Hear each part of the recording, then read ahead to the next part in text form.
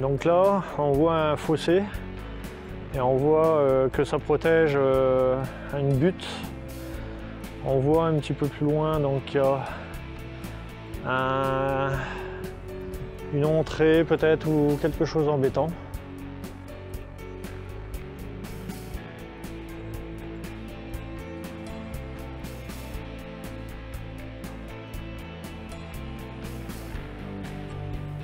Je vais me rapprocher pour vous montrer le fossé de plus près.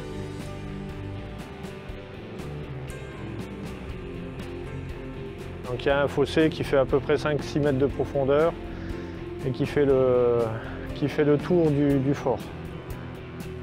Ce qui permettait donc de pouvoir défendre le fort. On voit que c'est creux, qu'il y a une butte que c'est creux et je pense qu'il y avait une fortification sur le haut de la butte pour pouvoir tirer sur les gens et pouvoir surveiller en fait sans se faire tuer, quoi.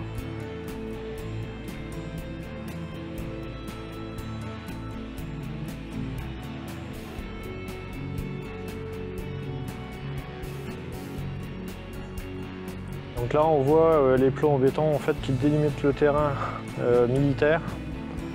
Donc il y a plusieurs bornes en pierre en fait taillées.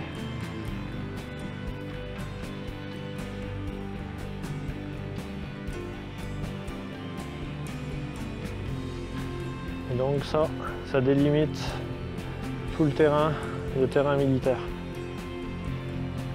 Beaucoup de vieux forts sont construits avec ces bornes en fait, qui indiquent la présence de terrain militaire. Encore à l'heure actuelle, c'est valable.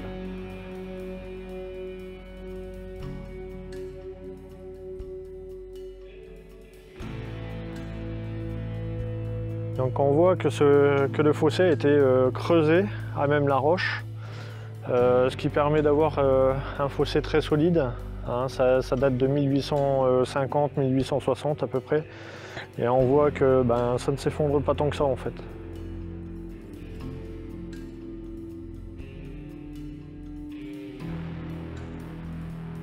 Donc là on est au bout du haricot qui est le fort en fait. Donc on voit une entrée en béton juste là.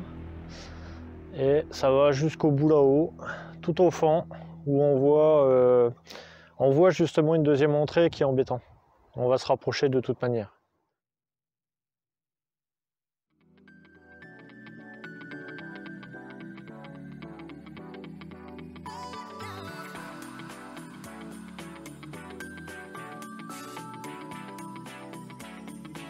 Donc malheureusement le fort est un terrain privé. Il y a une porte, c'est fermé à clé, c'est cadenassé. Vous voyez, on ne peut pas passer, on n'a pas le droit.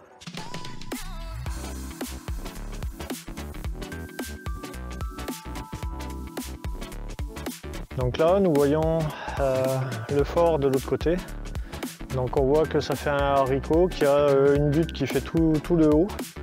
Bon là, elle est amoindrie, mais je pense qu'elle était plus profonde quand c'était plus ancien. Là, on voit une deuxième entrée en fait. Donc je pensais que les murs étaient simplement creusés et tout ça, mais on voit en face que c'est maçonné au béton. Donc il y a du béton en fait qui retient la pierre. Donc là on le voit bien, hein, c'est bien du béton. Voilà, donc c'est ça qui fait que le fort se tient bien en fait.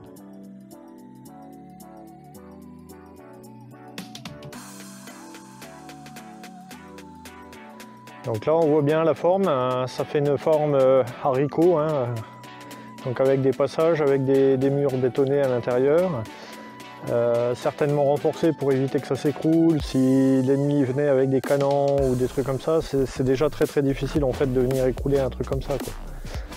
Ça permettait à l'infanterie de bien défendre tout ce qu'il y avait autour.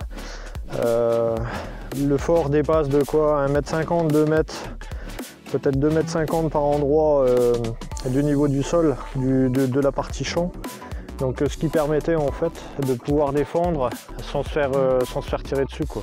C'était très difficile de venir attaquer quelque chose de ce genre là, par de l'ennemi, des ennemis qui venaient à chevaux ou qui venaient à pied. Donc ça permettait de tenir un certain temps. Et on voit qu'autour, à part les éoliennes tout au fond qui n'étaient pas là à l'époque où ça a été fait, on voit que le champ est plat et a une pente négative en fin de compte. Donc ça permet de se défendre sur facilement 100-150 mètres sans problème.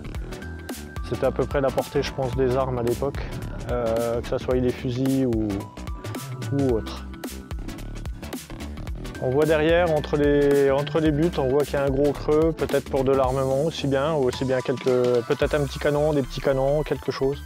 Ça permettait de pouvoir se bouger et ne pas rester statique en fait dans le fort.